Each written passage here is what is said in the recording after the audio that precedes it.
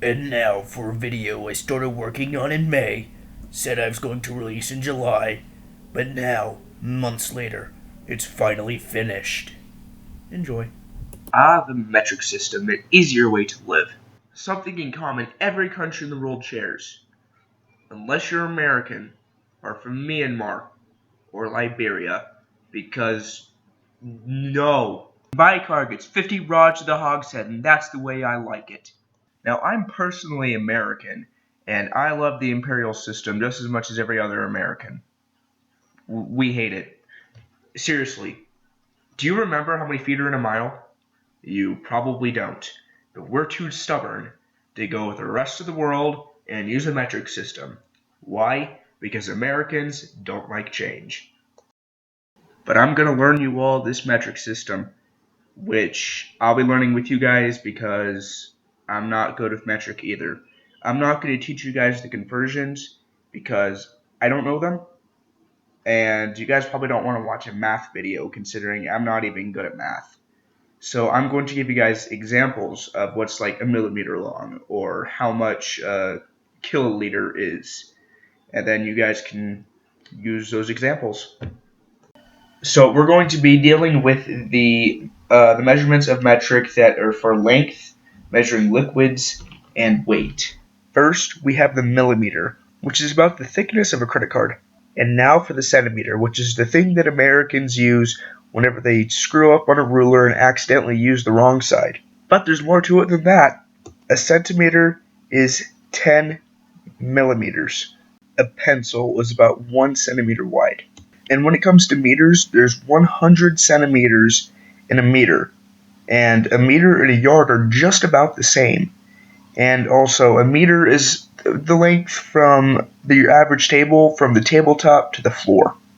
And now for the almighty kilometer, kilometer, kilometer, whatever. Kilometer's easy to say, so I'm just going to say it that way. Really, all I can tell you about the kilometer is it's about 2/3 of a mile, and that there's 1,000 meters in a kilometer. Now, I'm not sure if you caught on, but if you were paying attention, you would have seen there's 10 millimeters in a centimeter, and then there's 100 centimeters in a meter, and there's 1,000 meters in a kilometer, which means every time you go up, you can just conveniently multiply the last one by 10. Yay! Okay, so now let's go on to the liquid measurements. This is probably the one that Americans are most familiar with. Speaking mathly, there's 2 milliliters in a teaspoon. Milliliters is also used to measure medicine in those little medicine cups or the little syringes or stuff like that. Centiliters aren't used that often, so I'm not going over that one. Now, you probably know what a liter is. In fact, most Americans probably are more familiar with a liter than what the actual American pretty much equivalent of it is. I would like to give a shout out to soda companies everywhere for not only making Americans fat, but for teaching us what a liter is. For those of you who don't know what the American equivalent is, a liter is pretty much the same thing as a quart. And there's 4 quarts in 1 gallon, so there's pretty much 4 liters in 1 gallon. For whatever reason you're wanting to measure mass quantities of liquid, I'll give you the approximate conversion between that and something. If you want to make yourself sound lighter than what you really are, keep watching. So now we're going to be talking about metric weight. You fatty. If something weighs 1 milligram, it's a good bet that you probably can't even see it anyways. But there are things that are measured with multiple milligrams, such as your ibuprofen tablets. Those could be 40 milligrams or so. As far as kilograms go, just take the weight in pounds and half it, and you're close-ish enough, I guess. The milligram and the kilogram are pretty much the only ones I've ever even really seen in use, so I'm not going over the other ones. Wait, metric ton, I forgot about that one. A metric ton is 1,000 kilograms or about 500 pounds, so about the same weight as you.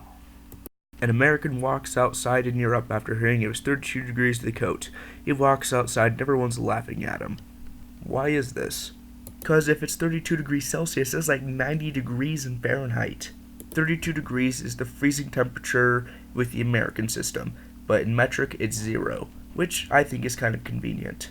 In fact, the metric system was actually made to where 0 degrees is the point where water freezes, and 100 degrees is where water boils. Now, if you want to compare temperatures between Fahrenheit and Celsius, I have this little graph thing here for you to look at. Wow, I think I actually just finished this. Finally, it's been like, 5 months I've been working on this? Huh. Well, that was the video, I guess. I'll see you all next time. Bye! If you have an idea for any sort of video you want me to make, just let me know in the comments. Make sure to leave a like and subscribe, and I'll see you all later.